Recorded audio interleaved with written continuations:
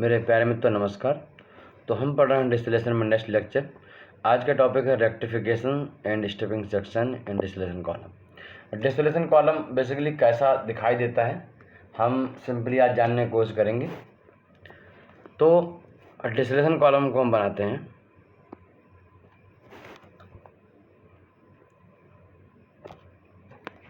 Distillation column की कई designing होती हैं, कई प्रकार से हम उसको देखते हैं, बट सिंपल हम आपको बना के बताते हैं कि सिंपल तरीके से कैसे क्या हो सकता है।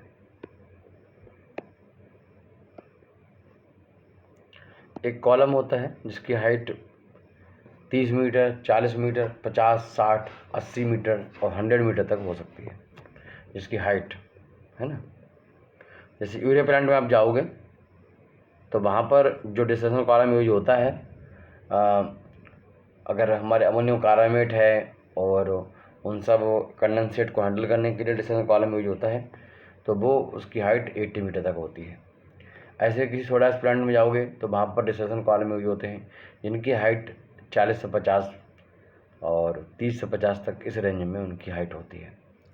जितनी नंबर ऑफ ब्लड ज़्यादा होंगी उतनी उनकी हाइट ज़्यादातर उनकी उतनी बढ़ती जाती है। तो इस आधार पे हम देख सकते हैं। तो डिस्टिलेशन कॉलम होता है जी, जो इसका कवर है, इसी तरीके से ये नीचे बना होता है, ठीक। और इसके अंदर क्या होती हैं, लगी होती हैं प्लेट। क्या लगी होती हैं, इसके अंदर प्लेट लगी होती हैं। तो मान लेता हूँ कि एक प्लेट यहाँ पर लगी हुई है,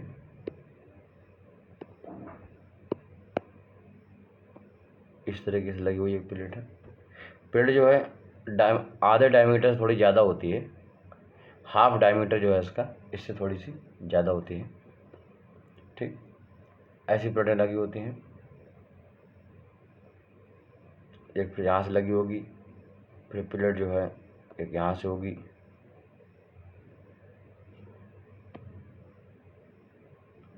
यहाँ पे होगी, फिर यहाँ पे होगी, फिर यहाँ पे होगी। इस तरीके से प्लेट लगी होती है।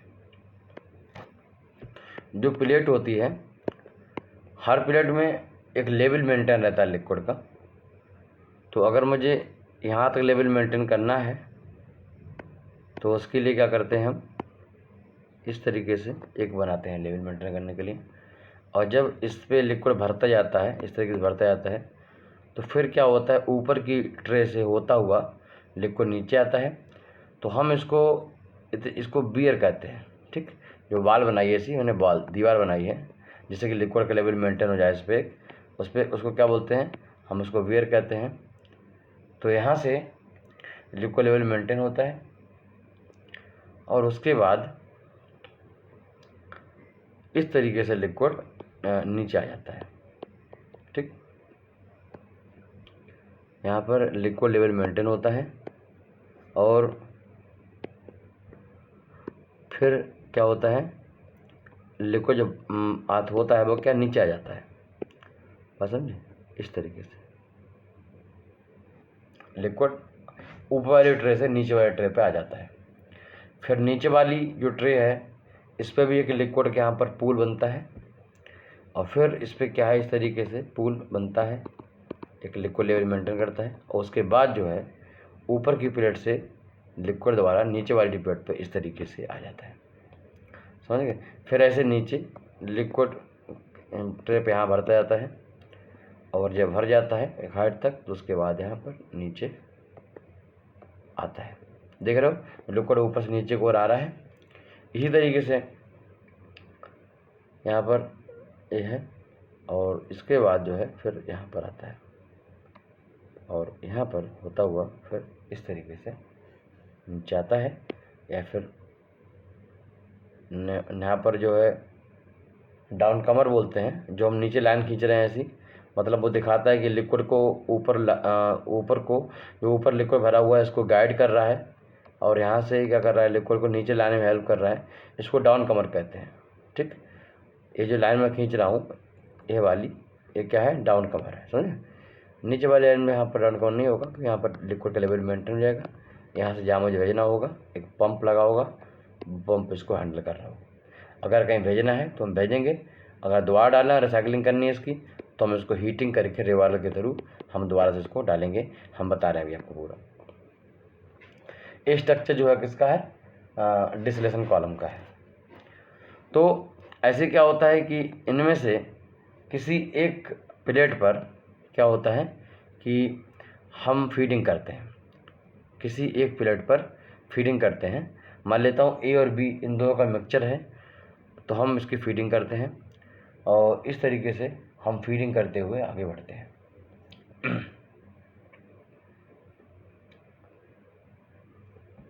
ऊपर वाली प्लेट है, मतलब 1 नंबर मान दिया इसको, फिर इसको 2 नंबर की प्लेट हो गई, 3 नंबर की प्लेट हो गई, ठीक, 2 3 4 5, तो टोटल कितनी प्लेट होंगी, 5 प्लेटें होंगी। समझे, इस तरीके से होता है। इसमें से क्या होगा कि कोई एक प्लेट इसमें से लेते हैं हम, ज़्यादातर बीच में आती है और ऊपर नीचे कहीं भी हो सकती है, उस प्लेट पर हम फीडिंग करते हैं। फीडिंग किसी करते हैं, हमारे पास 2 कंपोनेंट हैं ए और बी, मान लेते हैं मेथनॉल और वाटर है। मेथनॉल का बॉइलिंग पॉइंट 64 होता है और वाटर का बॉइलिंग पॉइंट 100 होता है। तो इनमें से बॉइलिंग पॉइंट कम किसका है, मेथनॉल का है। तो मेथनॉल यहाँ पर मोर वोलेटाइल है, मतलब वेपर में मुझे मिलेगा। तो हम 2 कंपोनेंट ए और बी का मिक्सचर है, तो उसको कहाँ डालना है, उसके लिए हमारे पास बहुत सारे मेथड हैं, आगे हम पढ़ेंगे। पंचम सेवर्थ मेथड होगा और लुईस वाल मेथड होगा और बहुत फेमस है मैकअप-थिल मेथड होगा। तो हम उनसे पता कर लेंगे हम फीड प्लेट कौन सी है, तो वो बोल देगा तीसरे नंबर पर फीड प्लेट होगी, तो ए वाली प्लेट है, मतलब इस पर मुझे डालना है। समझ गए, तो हम क्या करेंगे, इस साइड से यहाँ पर फीडिंग करवा देंगे। समझ गए, हमसे बोल रहा कि चौथी नंबर की है, तो हम इस साइड से यहाँ पर फीडिंग करवा देंगे। राइट, तो मान लेते हैं चौथे नंबर की फीड प्लेट है, तो हम ए और बी मेथनॉल और वाटर का मिक्सचर हम यहाँ पर डालने वाले हैं। तो यहाँ पर हम कोशिश करते हैं कि जो मटेरियल है वो हीटेड होना चाहिए। अगर हीटेड नहीं है, ज़्यादातर नहीं होता है, तो हम क्या करते हैं, उसको यहाँ पर हीटिंग उसकी कर लेते हैं डालने से पहले। ठीक, हीटिंग को दिखाने के लिए हम इस तरीके दिखा सकते हैं, ये हीटेड है, और हम इसको दिखाने के साथ साथ में यहाँ पर मुझे लिखना भी पड़ेगा कि ये हीटर है। हीटर को हम वैसे एच से शो करते हैं, कैपिटल एच, हीटर है। ठीक, यहाँ पर फीड है, फीड को हम कैपिटल एफ से शो करते हैं। राइट, तो ये सब हो गया। उधर क्या है, यहाँ पर वेपर बनती है, जो वेपर बनेगी उसमें मोनोडल कम ज़्यादा होगा, मेथनॉल ज़्यादा होगा, वाटर कम होगा, और वो फाइनली क्या होगा, यहाँ पर मुझे क्या करना है, उसको स्टोर करना है। तो हम क्या कहते हैं, ठंडा कर लेते हैं उसको। ठीक, कंडेंसर है, उसे ठंडा कर लेते हैं, और ठंडा करके हम एक टैंक में उसको इकट्ठा कर देते हैं। ये एक्यूमुलेटर है। ठीक, हमने क्या किया, वेपर बनी, मान लेते हो 95% मेथनॉल है, 5% वाटर है, यानी अप्रॉक्स हमारा मेथनॉल अलग हो चुका है। अब उसको लिक्विड फार्म में स्टोर करना है, तो उसको पहले हम कंडेंसर में ले जाएंगे। कंडेंसर में क्या होता है, कूलिंग वाटर की हेल्प से, सी वाटर की हेल्प से, चिल वाटर की हेल्प से, उसका टेम्परेचर काफ़ी कम होता है, 19-20 टेम्परेचर होता है उसका, उसकी हेल्प से हम पूरे पेपर को कंडेंस कर लेते हैं, ठंडा कर लेते हैं, लिक्विफिकेशन कर लेते हैं इनका। यहाँ पर जो क्या होता है, पूरा कंडेंसेट यहाँ पर भर जाता है। ठीक, अगर थोड़ी सी वेपर रह जाती हैं जो कंडेंस नहीं हो पाई हैं, वो यहाँ पर रहती हैं। ठीक, इस तरीके से यहाँ पर रहते हैं। अच्छा, हम क्या करते हैं कि हम ये चाहते हैं कि यहाँ पर जो 95% हमें मिला था, वो 95 ना मिल के 97 मिले, 96 मिले, यानी यहाँ पर ज़्यादा प्योरिटी चाहिए मुझे, किसकी, मेथनॉल की। मतलब कोई भी कंपोनेंट जो कि मोर वोलेटाइल कंपोनेंट है, इसका बॉइलिंग पॉइंट कम है, उसकी प्योरिटी बढ़ाना चाहते हैं अगर हम, तो हम क्या करते हैं, सीधे उसको एज ए प्रोडक्ट यूज नहीं करते हैं, उसका कुछ हिस्सा हम दोबारा से इसमें डाल देते हैं। किसमें डाल देते हैं, डिस्टिलेशन कॉलम में दोबारा डाल देते हैं, जिसको हम रिफ्लक्स कहते हैं। क्या बोलते हैं, रिफ्लक्स बोलते हैं। रिफ्लक्स वाले हिस्से को हम कैपिटल एल से दिखाते हैं। मान लो 50 किलो हमने यहाँ से लिया, 50 किलो था, तो हमने क्या किया, 40 किलो डाल दिया रिफ्लक्स में। ठीक, 40 किलो डाल दिया ऊपर रिफ्लक्स में, और 10 किलो प्रोडक्ट ले लिया। समझ गए, मतलब फाइनली प्रोडक्ट ले लिया हमने। तो L/D निकालेंगे तो कितना होगा 40/10, अरे 50 था, 40 चला गया L में, रिफ्लेक्स चला गया, और 10 चला गया एज ए प्रोडक्ट जिसे हम बोलते हैं कैपिटल D, 10 चला गया। तो L/D का रेशियो निकाला मैंने 4 हो गया। रिफ्लेक्स रेशियो कितना, अगर मैं बोलूँ कि भाई मैं डिस्टिलेशन कॉलम का रिफ्लेक्स रेशियो 4 है, इसका मतलब क्या है L/D का रेशियो 4 है। मतलब जो है जो हम दोबारा से मटेरियल रिसाइकलिंग कर रहे हैं, डाल रहे हैं ऊपर से, that is 4 time of finally done product. जब हमने प्रोडक्ट लिया है उसका 4 टाइम है। अगर 25 किलो प्रोडक्ट ले रहे हैं तो वो 100 किलो होगा, अगर 10 किलो ले रहे हैं तो 40 किलो डाल रहे होंगे, रिसाइकलिंग कर रहे होंगे, मतलब रिफ्लेक्स कर रहे होंगे। 5 डाल रहे हैं तो 20 रिफ्लेक्स कर रहे होंगे। तो मैंने बोला कि हमने इसको क्या किया,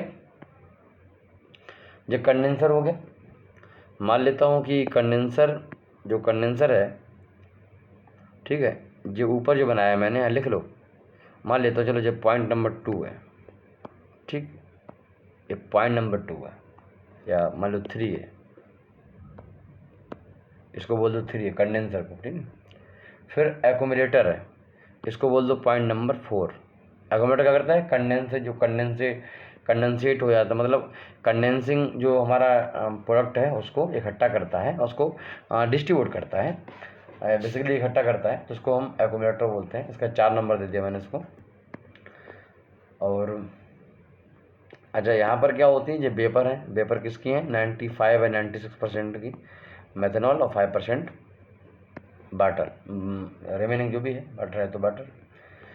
हीटर है, हीटर को मैंने मान लो 0.2 दे दिया, 2 नंबर का पॉइंट बोल दिया, ठीक। अच्छा, ऊपर वाली कहानी समझ में आ गई।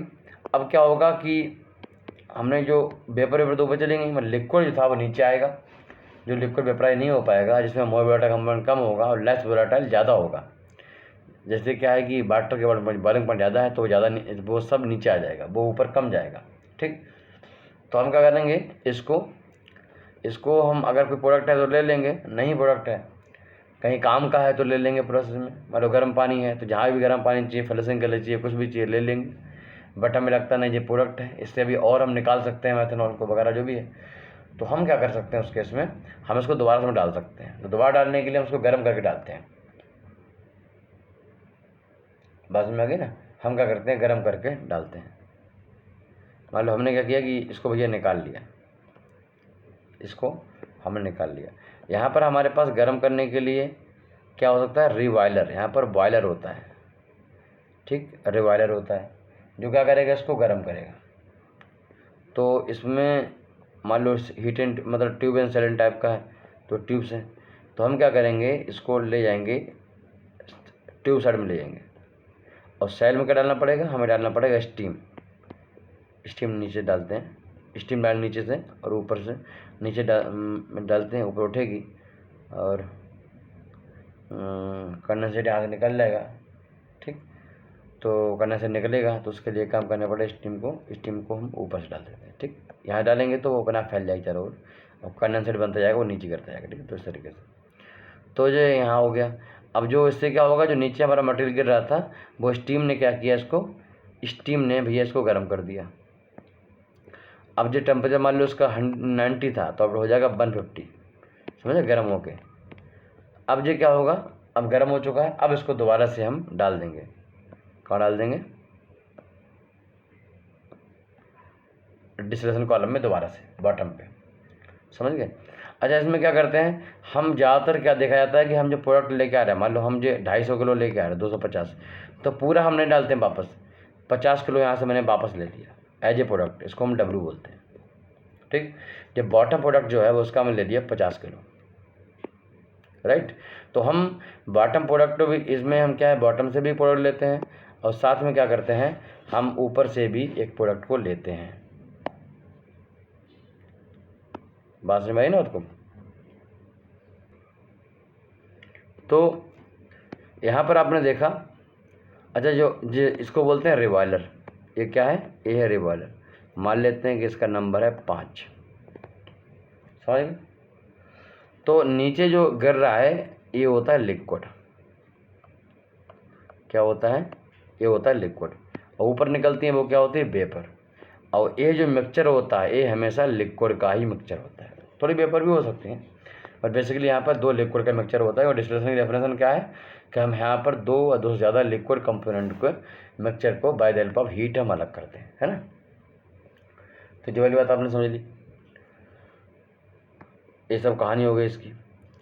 इसको हम गर्म का नीचे जो बनाया है मैंने 5 नंबर का, ये रिबॉयलर बोलते हैं इसको। रिबॉयलर क्यों बोलते हैं? क्योंकि लिक्विड तो हमने जो यहाँ से बॉइलिंग जो हो ही रही थी जो भी थी, पर यहाँ पर हमने क्या किया इसको, देखो यहाँ पर हमने लिक्विड को एक बार यहाँ पर बॉयल किया, हीटिंग किया ना, तो यहाँ पर बॉइलिंग किया, फिर दोबारा से हमने इसको डाला है, तब बॉयल किया दोबारा, तो इसलिए इसको रिबॉयलर हम बोलते हैं, समझ गए। तो इसमें कुछ पॉइंट है, इनको लिख लीजिएगा। ये ट्यूब जो है वो इसमें जो है ना, क्या बोलते हैं इनको, नंबर ऑफ प्लेट, जो प्लेट जो होती हैं वो प्लेटें 3 प्रकार की होती हैं ज़्यादातर, वैसे होती तो और कई प्रकार की हैं, हम उनके बारे में बात करेंगे। जहाँ तक हमें लीगल लगता है बात करेंगे, कुछ चीज़ों को ना बताते हुए हम बताएंगे कितने टाइप की प्लेट है, ठीक, और उनकी क्या विशेषताएं वो भी बात करेंगे। तो फिलहाल लिख लीजिए कि जो पहले नंबर पे हमने आपको बोला है कि जो प्लेटें हैं लिखा ना 1 2 3, इनको भूल जाइएगा, ये नंबर नहीं है, ठीक, इनको नंबर मत समझिएगा, जो खाली इसको 1 को मान लीजिए, 1 है ना 1, और ये 2 3 को जिस खाली गिन के बताइए, ऊपर से काउंटिंग करेंगे नंबर पर, तो कैसे करेंगे। तो जो पहले नंबर पे है वो प्लेट को दिखाया मैंने, पहले नंबर पे मैंने देखा, या फिर ऐसा करो तुम, प्लेट तो तुम्हें समझ में आ रही है, तो इसको कॉलम रखो, ठीक, पहला नंबर पे कॉलम है। पहले नंबर पे जो है वो डिस्टिलेशन कॉलम के बारे में बात कर रहा हूँ, जो जहाँ पहला नंबर डाला है, बाहर से डिस्टिलेशन कॉलम है। डिस्टिलेशन कॉलम में अंदर बहुत सारी प्लेटें होती हैं, और उन प्लेटों को ऊपर से नीचे की ओर हम काउंट करते हैं, ठीक है, पहली बात। और नंबर 2 क्या है कि जो प्लेट होती हैं, ठीक है, प्लेट में क्या होता है, एक बाउंड्री मतलब एक लेवल मेंटेन करने के लिए हम नोच लगाते हैं, वहाँ तक क्या है कि बियर लगाते हैं, और बियर की हेल्प से हम वहाँ पर लेवल मेंटेन करते हैं, और ऊपर के लिक्विड को नीचे लाने के लिए, ताकि वो लिक्विड जो है वो साइड से आता है, जो प्लेट में अगर होल है तो इन होल से नहीं गिरता है, ध्यान रखिएगा।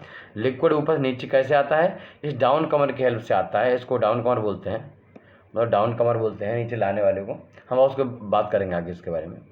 तो जो डाउन कमर है, या फिर इसको डाउन कमर बोलते हैं, या फिर इसको पिलमर बोलते हैं, ठीक। तो बेसिकली हम आपसे बात करने वाले हैं कि सिंपल समझो, तो उसमें डाउन कमर होता है, उसमें बियर होता है, उसमें प्लेटें होती हैं, सब किसके अंदर आ गई, ये आ गई डिस्टिलेशन कॉलम के अंदर, ठीक, नंबर 2। दूसरे नंबर पे है फीड प्रीहीटर, जो मैंने एच बनाया था, ए वाला, ये मैंने फीडिंग कर रहा हूँ, फीड को हम थोड़ा गर्म करके डालना है कॉलम में, फीड को थोड़ा सा गर्म कर लिया फिर डालना है कॉलम में, इसलिए इसको फीड प्रीहीटर बोलते हैं, प्रीहीटर, समझ गए, या फिर फीड बॉयलर।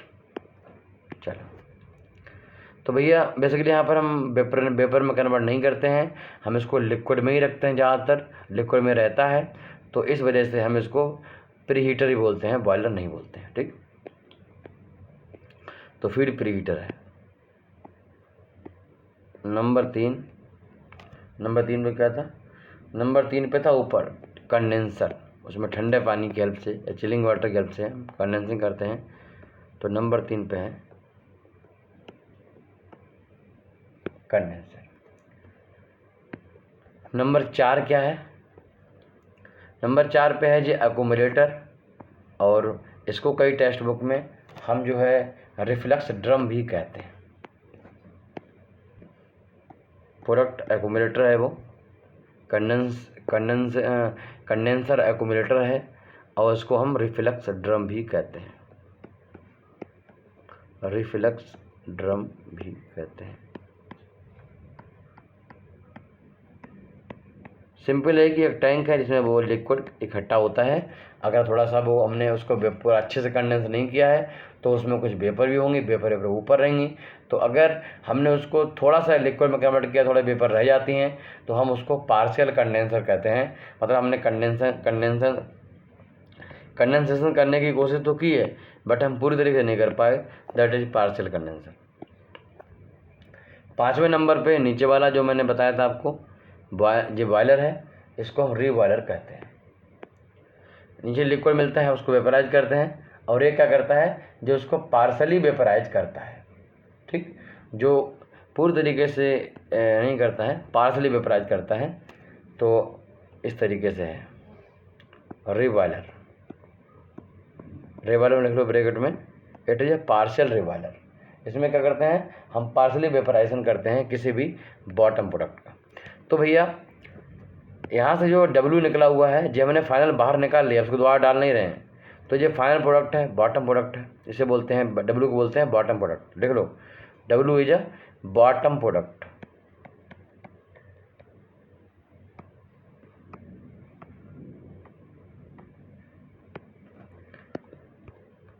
और जो हमारा जो D निकल गया है, this is the top product.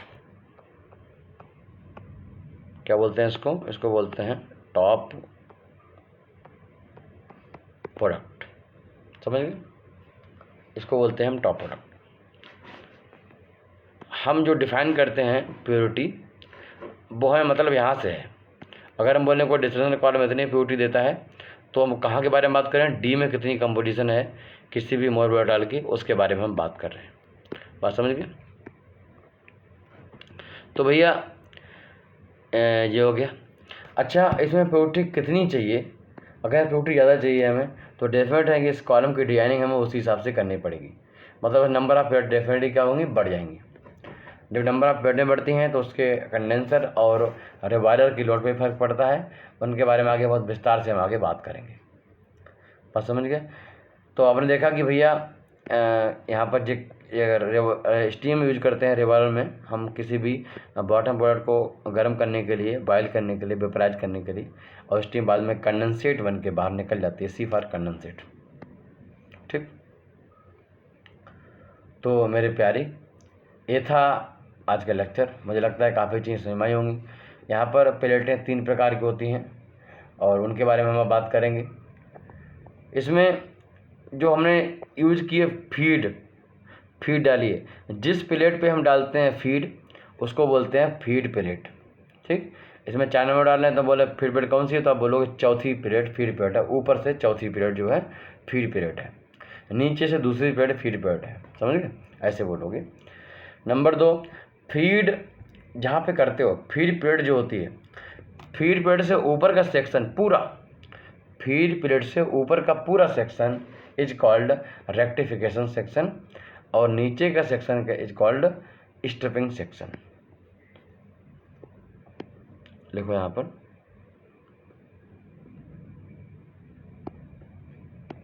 यहाँ का लाइन लिखो सिंपल कि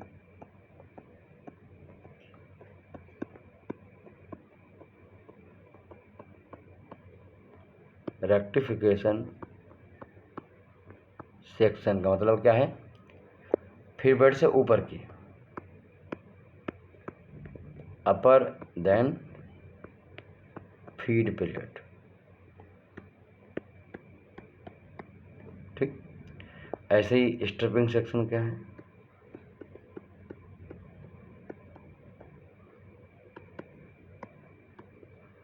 लोअर देन फीड प्लेट। तो फाइनली आपने समझ लिया। तो इसमें आपको बहुत सारी चीज़ें समझाएंगे। इसको रेक्टिफिकेशन सेक्शन क्यों कहते हैं, या फिर एनरिचिंग सेक्शन इसको बोलते हैं। इसको बोलते हैं एनरिचिंग सेक्शन, इसी का नाम है एनरिचिंग सेक्शन। क्यों बोलते हैं और स्ट्रिपिंग सेक्शन से क्यों बोलते हैं, वो हम चीज़ें आगे डिस्कस करेंगे। ठीक, और आगे हम नंबर ऑफ पेड़ निकालने के मेथड के बारे में बात करेंगे। तो फिर मिलते हैं, नमस्कार।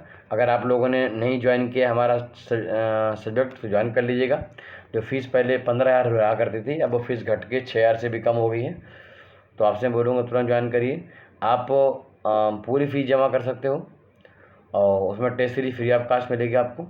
अगर आप 1 बाय 1 सब्जेक्ट ज्वाइन कर सकते हो, वो भी कर सकते हो।